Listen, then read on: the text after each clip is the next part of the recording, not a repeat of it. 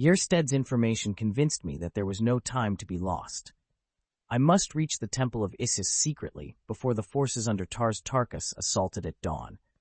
Once within its hated walls, I was positive that I could overcome the guards of Isis and bear away my princess, for at my back I would have a force ample for the occasion. No sooner had Thoris and the others joined me than we commenced the transportation of our men through the submerged passage to the mouth of the gangways which lead from the submarine pool at the temple end of the watery tunnel to the pits of Isis. Many trips were required, but at last all stood safely together again at the beginning of the end of our quest. 5,000 strong we were, all seasoned fighting men of the most warlike race of the Red Men of Barsoom. As Thoris alone knew the hidden ways of the tunnels, we could not divide the party and attack the temple at several points at once, as would have been most desirable, and so it was decided that he lead us all as quickly as possible to a point near the temple's center. As we were about to leave the pool and enter the corridor, an officer called my attention to the waters upon which the submarine floated. At first, they seemed to be merely agitated, as from the movement of some great body beneath the surface, and I at once conjectured that another submarine was rising to the surface in pursuit of us. But presently it became apparent that the level of the waters was rising, not with extreme rapidity, but very surely, and that soon they would overflow the sides of the pool and submerge the floor of the chamber. For a moment I did not fully grasp the terrible import of the slowly rising water. It was Thoris who realized the full meaning of the thing, its cause and the reason for it. "Haste!" he cried. "If we delay, we all are lost. The pumps of Omian have been stopped. They would drown us like rats in a trap. We must reach the upper levels of the pits in advance of the flood, or we shall never reach them." "Come, lead the way, Thoris," I cried. "We will follow." At my command, the youth leaped into one of the corridors, and in column of twos the soldiers followed him in good order, each company entering the corridor only at the command of its dwar, or captain. Before the last company filed from the chamber, the water was ankle-deep, and that the men were nervous was quite evident. Entirely unaccustomed to water, except in quantities sufficient for drinking and bathing purposes, the red Martians instinctively shrank from it in such formidable depths and menacing activity. That they were undaunted while it swirled and eddied about their ankles spoke well for their bravery and their discipline. I was the last to leave the chamber of the submarine, and as I followed the rear of the column toward the corridor, I moved through water to my knees. The corridor, too, was flooded to the same depth, for its floor was on a level with the floor of the chamber from which it led, nor was there any perceptible rise for many yards. The march of the troops through the corridor was as rapid as was consistent with the number of men that moved through so narrow a passage, but it was not ample to permit us to gain appreciably on the pursuing tide. As the level of the passage rose, so too did the waters rise until it soon became apparent to me, who brought up the rear, that they were gaining rapidly upon us. I could understand the reason for this, as with the narrowing expanse of Omian, as the waters rose toward the apex of its dome, the rapidity of its rise would increase in inverse ratio to the ever-lessening space to be filled. Long ere the last of the column could hope to reach the upper pits which lay above the danger point, I was convinced that the waters would surge after us in overwhelming volume, and that fully half the expedition would be snuffed out. As I cast about for some means of saving as many as possible of the doomed men, I saw a diverging corridor which seemed to rise at a steep angle at my right. The waters were now swirling about my waist. The men directly before me were quickly becoming panic-stricken. Something must be done at once, or they would rush forward upon their fellows in a mad stampede that would result in trampling down hundreds beneath the flood and eventually clogging the passage beyond any hope of retreat for those in advance. Raising my voice to its utmost, I shouted my command to the dwars ahead of me. "Call back the last 25 Utons," I shouted. "Here seems a way of escape. Turn back and follow me." My orders were obeyed by nearer 30 Utons, so that some 3,000 men came about and hastened into the teeth of the flood to reach the corridor up which I directed them. As the first dwar passed in with his utan, I cautioned him to listen closely for my commands, and under no circumstances to venture into the open or leave the pits for the temple proper until I should have come up with him, or you know that I died before I could reach you. The officer saluted and left me. The men filed rapidly past me and entered the diverging corridor, which I hoped would lead to safety. The water rose breast high. Men stumbled, floundered, and went down. Many I grasped and set upon their feet again, but alone the work was greater than I could cope with. Soldiers were being swept beneath the boiling torrent, never to rise. At length, the dwar of the 10th Utan took a stand beside me. He was a valorous soldier, grotesque by name, and together we kept the now thoroughly frightened troops in the semblance of order and rescued many that would have drowned otherwise.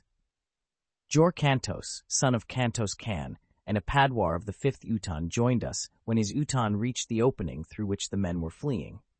Thereafter, not a man was lost of all the hundreds that remained to pass from the main corridor to the branch. As the last Utan was filing past us, the waters had risen until they surged about our necks, but we clasped hands and stood our ground until the last man had passed to the comparative safety of the new passageway. Here we found an immediate and steep ascent, so that within 100 yards we had reached a point above the waters. For a few minutes we continued rapidly up the steep grade, which I hoped would soon bring us quickly to the upper pits that led into the temple of Isis. But I was to meet with a cruel disappointment. Suddenly I heard a cry of fire far ahead, followed almost at once by cries of terror and the loud commands of dwars and padwars who were evidently attempting to direct their men away from some grave danger. At last, the report came back to us. They have fired the pits ahead. We are hemmed in by flames in front and flood behind. Help, John Carter. We are suffocating. And then there swept back upon us at the rear a wave of dense smoke that sent us, stumbling and blinded, into a choking retreat. There was naught to do other than seek a new avenue of escape. The fire and smoke were to be feared 1,000 times over the water, and so I seized upon the first gallery, which led out of and up from the suffocating smoke that was engulfing us. Again I stood to one side, while the soldiers hastened through on the new way. Some 2,000 must have passed at a rapid run when the stream ceased, but I was not sure that all had been rescued who had not passed the point of origin of the flames, and so to assure myself that no poor devil was left behind to die a horrible death, unsuccored, I ran quickly up the gallery in the direction of the flames, which I could now see burning with a dull glow far ahead. It was hot and stifling work, but at last I reached a point where the fire lit up the corridor sufficiently for me to see that no soldier of helium lay between me and the conflagration. What was in it, or upon the far side, I could not know, nor could any man have passed through that seething hell of chemical and lived to learn. Having satisfied my sense of duty, I turned and ran rapidly back to the corridor through which my men had passed. To my horror, however, I found that my retreat in this direction had been blocked. Across the mouth of the corridor stood a massive steel grating that had evidently been lowered from its resting place above for the purpose of effectually cutting off my escape. That our principal movements were known to the firstborn, I could not have doubted, in view of the attack of the fleet upon us the day before, nor could the stopping of the pumps of Omian at the psychological moment have been due to chance, nor the starting of a chemical combustion within the one corridor through which we were advancing upon the temple of Isis been due to aught than well-calculated design. And now the dropping of the steel gate to pen me effectually between fire and flood seemed to indicate that invisible eyes were upon us at every moment. What chance had I, then, to rescue Dejah Thoris, were I to be compelled to fight foes who never showed themselves? 1,000 times I berated myself for being drawn into such a trap, as I might have known these pits easily could be. Now I saw that it would have been much better to have kept our force intact and made a concerted attack upon the temple from the valley side, trusting to chance and our great fighting ability to have overwhelmed the firstborn and compelled the safe delivery of Dejah Thoris to me. The smoke from the fire was forcing me further and further back down the corridor toward the waters, which I could hear surging through the darkness. with my men and the last Twas torch. Nor was this corridor lighted by the radiance of phosphorescent rock as were those of the lower levels. It was this fact that assured me that I was not far from the upper pits which lie directly beneath the temple. Finally, I felt the lapping waters about my feet. The smoke was thick behind me. My suffering was intense. There seemed but one thing to do, and that to choose the easier death which confronted me, and so I moved on down the corridor until the cold waters of Omean closed about me, and I swam on through utter blackness toward what? The instinct of self-preservation is strong even when one, unafraid, and in the possession of his highest reasoning faculties, knows that death, positive and unalterable, lies just ahead. And so I swam slowly on, waiting for my head to touch the top of the corridor, which would mean that I had reached the limit of my flight and the point where I must sink forever to an unmarked grave. But to my surprise, I ran against a blank wall before I reached a point where the waters came to the roof of the corridor. Could I be mistaken? I felt around. No, I had come to the main corridor, and still there was a breathing space between the surface of the water and the rocky ceiling above. And then I turned up the main corridor in the direction that Thoris and the head of the column had passed a half hour before. On and on I swam, my heart growing lighter at every stroke, for I knew that I was approaching closer and closer to the point where there would be no chance that the waters ahead could be deeper than they were about me. I was positive that I must soon feel the solid floor beneath my feet again, and that once more my chance would come to reach the temple of Isus and the side of the fair prisoner who languished there. But even as hope was at its highest, I felt the sudden shock of contact as my head struck the rocks above.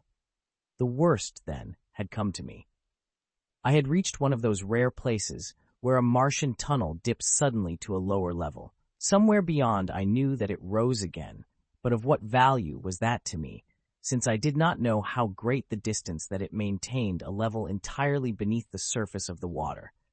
There was but a single forlorn hope, and I took it. Filling my lungs with air, I dived beneath the surface and swam through the icy blackness on and on along the submerged gallery. Time and time again I rose with upstretched hand, only to feel the disappointing rocks close above me. Not for much longer would my lungs withstand the strain upon them. I felt that I must soon succumb, nor was there any retreating now that I had gone this far. I knew positively that I could never endure to retrace my path now to the point from which I had felt the waters close above my head. Death stared me in the face, nor ever can I recall a time that I so distinctly felt the icy breath from his dead lips upon my brow. One more frantic effort I made with my fast ebbing strength. Weakly I rose for the last time. My tortured lungs gasped for the breath that would fill them with a strange and numbing element, but instead I felt the revivifying breath of life-giving air surge through my starving nostrils into my dying lungs. I was saved. A few more strokes brought me to a point where my feet touched the floor, and soon thereafter I was above the water level entirely, and racing like mad along the corridor, searching for the first doorway that would lead me to Isus. If I could not have Dejah Thoris again, I was at least determined to avenge her death. Nor would any life satisfy me other than that of the fiend incarnate who was the cause of such immeasurable suffering upon Barsoom. Sooner than I had expected, I came to what appeared to me to be a sudden exit into the temple above.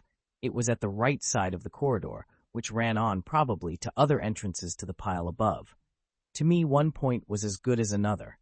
What knew I where any of them led? And so, without waiting to be again discovered and thwarted, I ran quickly up the short, steep incline and pushed open the doorway at its end. The portal swung slowly in, and before it could be slammed against me, I sprang into the chamber beyond. Although not yet dawn, the room was brilliantly lighted. Its sole occupant lay prone upon a low couch at the further side, apparently in sleep. From the hangings and sumptuous furniture of the room, I judged it to be a living room of some priestess, possibly of Isus herself. At the thought, the blood tingled through my veins. What, indeed, if fortune had been kind enough to place the hideous creature alone and unguarded in my hands? With her as hostage, I could force acquiescence to my every demand. Cautiously I approached the recumbent figure, on noiseless feet. Closer and closer I came to it, but I had crossed but little more than half the chamber when the figure stirred, and as I sprang, rose and faced me. At first, an expression of terror overspread the features of the woman who confronted me, then startled incredulity, hope, thanksgiving. My heart pounded within my breast as I advanced toward her. Tears came to my eyes, and the words that would have poured forth in a perfect torrent choked in my throat as I opened my arms and took into them once more the woman I loved, Dejah Thoris, Princess of Helium.